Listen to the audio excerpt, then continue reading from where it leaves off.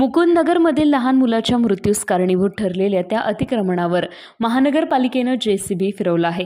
सादात किराणा स्टोअर्सचा मालक अल्ताफ सय्यद याने परिसरात बेकायदेशीर बांधकाम केले होते। रस्त्यावर अतिक्रमण करून त्याने घराच्या पायऱ्या आणि एक पाण्याचा भला मोठा हौद तयार केला होता। सदर हौदात पडून 4 ऑगस्ट रोजी समर शेख या 3 वर्षीय लहान मुलाचा मृत्यू झाला। समर शेख याच्या मृत्यूनंतर त्याच्या कुटुंबियांनी सादात किराणा स्टोअर्सचा मालक अल्ताफ सय्यद याने केलेल्या अतिक्रमणावर कारवाई करण्याची मागणी महानगरपालिकेकडे केली होती। घटनेचं गांभीर्य लक्षात घेता काल महानगरपालिका आयुक्तांनी अतिक्रमण विरोधी पथकासह घटनास्थळाची पाहणी केली।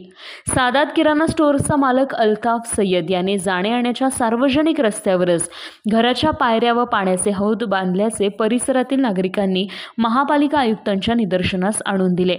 त्यावर सादात किराणा स्टोअर्सचा मालक अल्ताफ सय्यद यांनी परिसरात केलेले बेकायदेशीर बांधकाम जेसीबीद्वारे तोडण्यात आले आहे। आपण पाहत असलेला हा तोच पाण्याचा हौद आहे ज्याच्यात पडून समर शेख याचा दुर्दैवी मृत्यू झाला। महानगरपालिकेने आज तो पूर्णपणे पाडून टाकला आहे।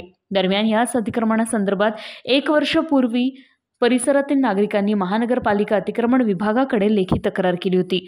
मात्र महानगरपालिका व अतिक्रमण विभागाकडून त्या तक्रार अर्जाची कुठलीच दखल घेतली गेली नाही।